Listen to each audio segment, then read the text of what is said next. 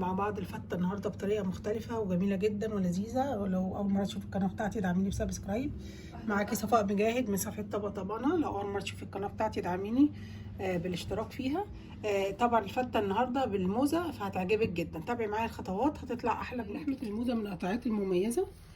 طبعا ممكن تتعمل طواجن أو تتسلق، هي أفضل حاجة ليها السلق، وممكن تطبخي عليها. طيب بنعمل فيها ايه النهارده؟ هنعمل بيها الفته. عملنا الفته بكل الطرق، عملناها بالرقبه ودي طبعا حته مميزه. النهارده هنعملها بالموزه، نقطعها بالكيفيه دي.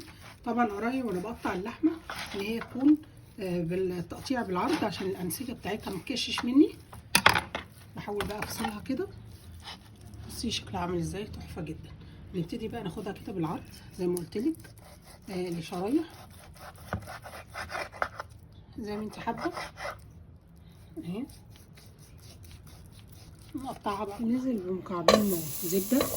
طبعا انا حابه ان انا اديها تحميره عشان ما تنشفش مني. نقطتين زيت بالراحه كده بسيطه قوي. انا ما بحبش اصلا الزيت العالي ده في الطبيخ. ونقلبها كويس وننزل باللحمه نديها صدمه ونحمرها.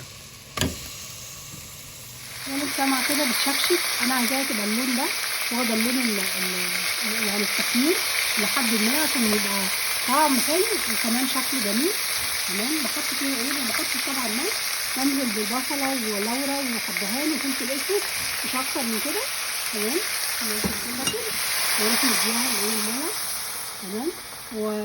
ووطي عليها. طبعا هي بتغلي كده، ووطي عليها لغايه ما تستوي. بنحضر الرز بتاعنا، وانا بحب اعمله بالزبده يبقى طعمه حلو جدا. طبعا ايه، هنزل بالرز على طول عشان الزبده بتاعتي ما تتحرقش، لان مش حاطه زيت. بيودي الزبده بتودي الرز في حته ثالثه خالص، خليه عامل طعمه زي الايه، زي بالظبط المعمر. بنقلبه بقى كده كويس لغايه ما الزبده تتخلل الرز كله، وبعدين نسقيها بالميه ونشوف الملح بتاعنا وبنقلب زي ما انت شايفه. ننزل بالميه السخنه، طبعا تغطي الرز بتاعي زي ما انت شايفه كده. بصي يعني ايه، تغطيه بس من فوق حاجه بسيطه عشان ما يعجنش ويطلع مفلفل معايا. طيب بعد ما يتشرب الميه بتاعتي اروح مغطيه وحاطه الصاجه عشان يطلع مفلفل وجميل، وهيبقى احلى من ايديك ان شاء الله. شرب الميه بتاعتي زي ما انت شايفه كده، واروح حاطه الغطا بتاعي، اغطي النار قوي واحط الصاجه واسيبه. بنحط الطماطم بتاعتنا على النار عشان نعمل الصلصه الحمراء. نحط مكعبين من الزبده او معلقه من السمنه لغايه ما الثوم يطلع له ريحه، ما يبقاش احمر يعني. يبقى بالمنظر ده كده ريحته طلعت وبقت ذهبي. نروح موطين النار ونازلين بالصلصه بتاعتنا. طبعا ممكن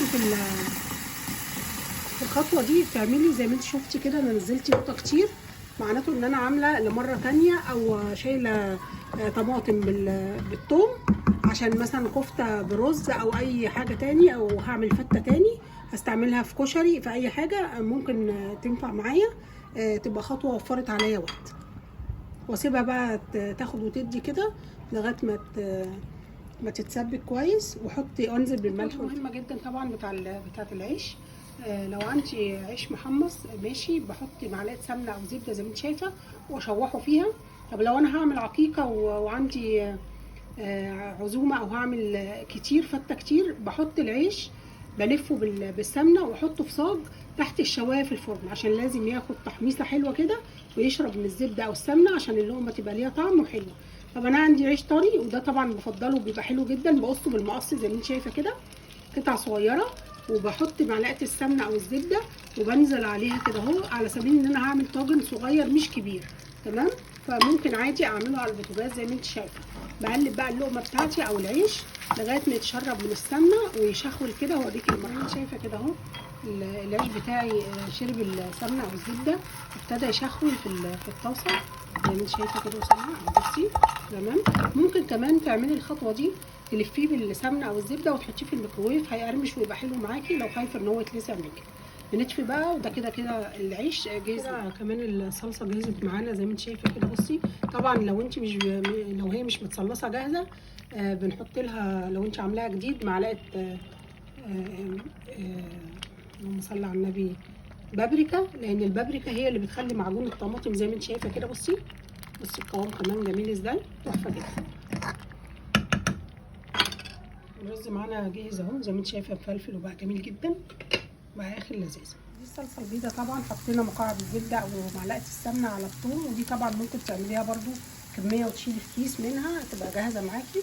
بعد ما الثومه وريحتها تطلع طبعا مش بخليها يبقى ليها لون زي ما انت شايفه كده، لسه بيضه زي ما هي كده اهي، ذهبي الى حد ما بسيط. بنرشها بالخل بتاعنا، وبرده زي ما قلت لك دي بتبقى الكميه بتاعت الصلصه البيضاء حسب كميه الصواني او الفته اللي انا هعملها. تمام، خلصت كده ببتدي احط لها زي ما انت شايفه شوربه، ازودها كبشتين من الشوربه كده تغلي واطفي عليها كده. دي الصلصه البيضاء بتاعتي كده جاهزه. بحط عليها شويه ملح وفلفل اسود، وغليت كده بطفي. بعد اللحمه بتاعتي ما دخلت في السوا يعني استوت تمام، بقت طريه خالص، بننزل بالملح ونخليه 10 دقايق يغلي علشان اللحمه بتاعتي تشرب من الملح وتتحيق وتبقى طعمها كويس.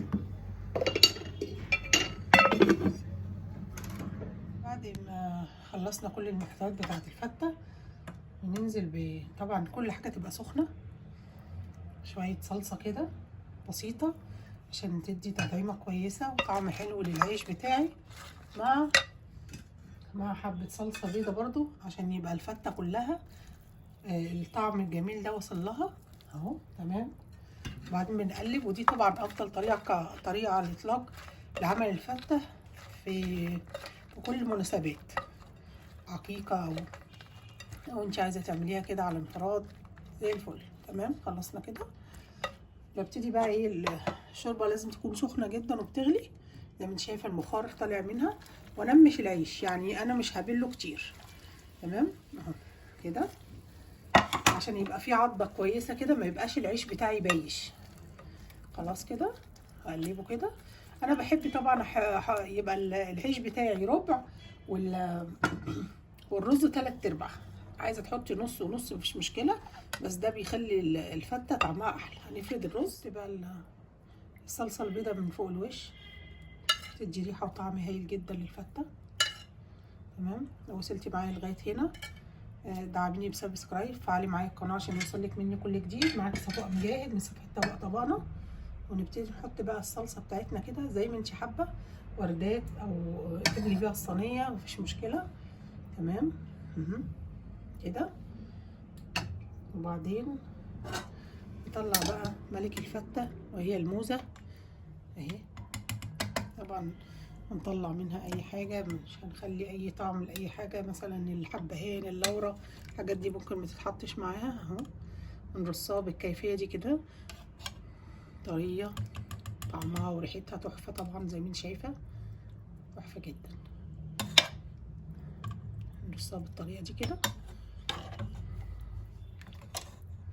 وزي ما قلت لك الصواني بتاعه الفته بتبقى حسب الطلب وحسب الكميه اللي انت هتعمليها، بس انا وريتك الطريقه. طبقنا صفاء مجاهد.